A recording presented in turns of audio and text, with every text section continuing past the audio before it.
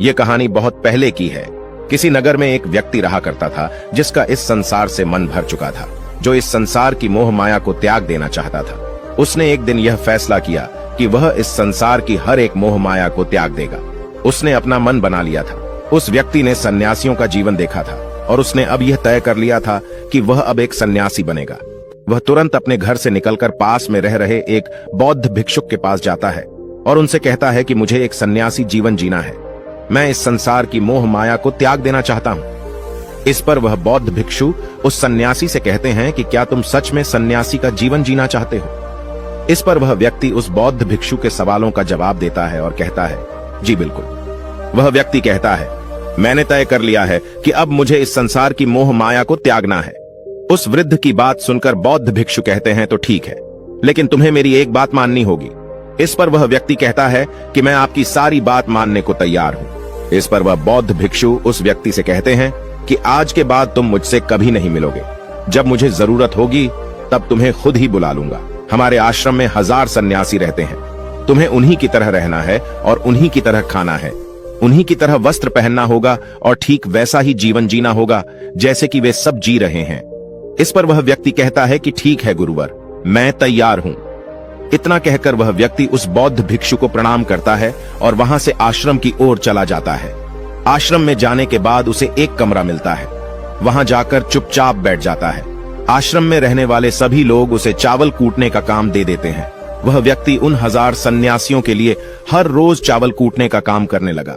इसी तरह उसका जीवन व्यतीत होने लगा। उसे लगता था कि जब गुरुजी को उसकी जरूरत होगी तब वह उसे बुला लेंगे।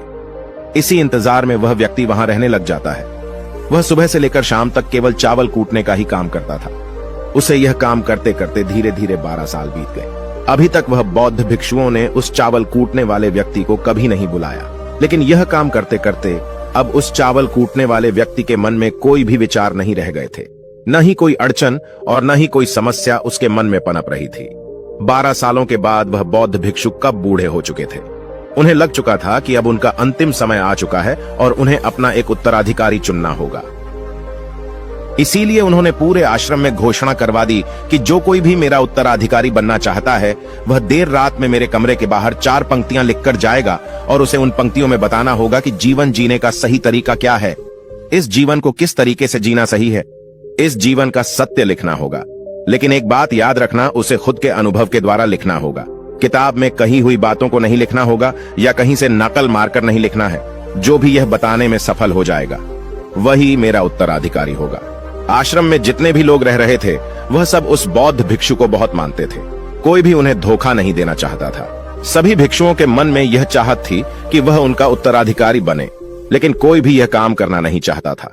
उन 1000 बौद्ध भिक्षुओं में से एक विद्वान भिक्षुक ने बहुत ही हिम्मत जुटाकर अंधेरी रात में दीवार के बाहर लिख दिया कि मन एक दर्पण की तरह है, उसमें धूल जम जाती है। उस धूल को साफ कर दो तो सत्य अनुभव में आ जाता है और सत्य मिल जाता है। ये 4 पंक्तियां उस शिष्य ने बड़ी हिम्मत जुटाकर अपने गुरुवर के कमरे के बाहर लिख दिया। अगली सुबह जब बौद्ध भिक्षु उठे और कमरे के बाहर लिखी 4 पट्टियों को पढ़ा और कहा कि किस मूर्ख ने लिखी है, मेरी दीवार को किसने खराब कर दिया है, उसे पकड़कर अभी मेरे पास लाओ। जब आश्रम में सभी लोगों ने पता किया तो पता लगा कि वह विद्वान शिष्य उन पंक्तियों को लिखने के बाद रात्रि में ही उस आश्रम को छोड़ दिया था, क्योंकि यह विचार उसके अपने नहीं थे। और विद्वान शिष्य ने जाते जाते अपने कुछ मित्रों से कह दिया था, सुबह अगर गुरुवर को मेरी कुछ 4 पंक्तियां पसंद आई तो वह लोग मुझे बता देंगे, और अगर इन 4 पंक्तियों को पढ़ने के बाद गुरुवर गुस्सा हो जाएं तो तुम सब मेरा पता उन्हें कभी भी मत बताना। आश्रम के सभी लोग चिंता में पड़ गए कि कितनी अच्छी पंक्तियां तो लिखी हैं उसमें, फिर भी गुरुवर नाराज क्यों हो गए। इतनी अच्छी बात तो लिखी थी उसने कि मां ने दर्पण की तरह है, अगर उसे साफ कर दिया जाए तो उसका प्रतिबिंब स्पष्ट दिखने लगता है। वे सब कहते हैं, चलो देखते हैं कि गुरुवर को ऐसा उत्तराधिकारी कौन मिलेगा जो उनके सवालों का सही जवाब उस दीवार पर लिख सके। वह कौन होगा जिसके पास इससे भी विचार होंगे। कुछ लोग यह सब बातें उस चावल कूटने वाले व्यक्ति के कमरे के बाहर कर रहे थे। वह चावल कूटने वाला व्यक्ति पूरी बातें सुन लेता है और जोर जोर से हंसने लग जाता है। लोग उससे पूछते हैं, इसमें हंसने वाली बात क्या है, तुम्हें इसमें क्या गलत लगता है। वह चावल कूटने वाला व्यक्ति कहता है, गुरुवर सही तो कह रहे हैं कि किस नासमझ ने यह सब लिखा है। इस पर वैसे लोग गुस्सा हो जाते हैं और उस चावल कूटने वाले से कहते हैं कि तुम्हें क्या पता, तुम तो 12 सालों से सिर्फ चावल कूटने का ही काम कर रहे हो। तुम्हें किस बात का ज्ञान है? ना तो तुम्हें शास्त्रों का ज्ञान है और न ही गुरुदेव ने तुम्हें कभी ज्ञान दिया। अगर तुम्हें इतना ही ज्ञान है तो तुम ही क्यों नहीं अच्छे शब्द बता देते। वह व्यक्ति हंसते हुए कहता है कि ठीक है, मैं जरूर बता दूंगा, लेकिन इतने सालों से मैंने लिखने का अभ्यास नहीं किया हूं तो लिखना मैं भूल गया हूं। मैं बातों को जरूर बता दूंगा, लेकिन किसी को मेरी बातें लिखनी होगी। और यह भी याद रखना कि मुझे उत्तराधिकारी बनने का कोई भी शौक नहीं है। इस पर वैसे लोग कहते हैं तो ठीक है, क्या लिखना है बताओ। वह चावल कूटने वाला व्यक्ति कहता है तो लिखो जो मैं बता रहा हूं। कैसा दर्पण कैसी धूल, न कोई दर्पण न कोई धूल, जो इसे जान लेता है वह सत्य को प्राप्त हो जाता है। यह बात उस गुरुदेव के कानों में पड़ जाती है। आधी रात को वह गुरुदेव उस चावल कूटने वाले व्यक्ति के पास आते हैं और उससे कहते हैं कि तुम यहां से चले जाओ, वरना यहां पर रहने वाले आश्रम के सभी 1000 लोग तुम्हें छोड़ेंगे नहीं। यह जोगा ले लो, तुम मेरा उत्तराधिकारी बनना चाहो या न जाओ, इससे कोई फर्क नहीं पड़ता। तुम उत्तराधिकारी बनो या न बनो, लेकिन जो शब्द तुमने कहे थे वही शब्द बिल्कुल सत्य हैं और जीवन के अनुभव को दर्शाते हैं। इसलिए मन ही मन मैं तुम्हें अपना उत्तराधिकारी मान लिया हूं। और अगर यह बातें उन 1000 आश्रम वाले लोगों तक पहुंच जाएंगी तो वह सब तुमसे जलने लगेंगे और तुम्हें चोट पहुंचाएंगे। यह लोग बर्दाश्त नहीं कर पाएंगे। ये चावल कूटने वाले व्यक्ति उत्तराधिकारी कैसे बन सकता है? जिसे कभी ज्ञान नहीं, जिसने कभी शास्त्र पढ़ा ही नहीं, वह उत्तराधिकारी कैसे बन सकता है? वह भला कैसे सत्य को प्राप्त कर सकता है? और यहाँ पर शास्त्र जानने वाले सभी लोग सर पीटते रह जाएंगे। इसलिए तुम यहाँ से चले जाओ, कहीं और अपनी दुनिया बनाओ और वहां के लोगों को ज्ञान से भर दो। इस पर महात्मा बुद्ध ने भी अपने एक शिष्य से कहा था, जब तुम्हारे मन की सारे विचार शांत हो जाएं, तुम्हारे भीतर विचार आना बंद हो जाए, उस दिन से तुम्हें सत्य का अनुभव हो जाएगा।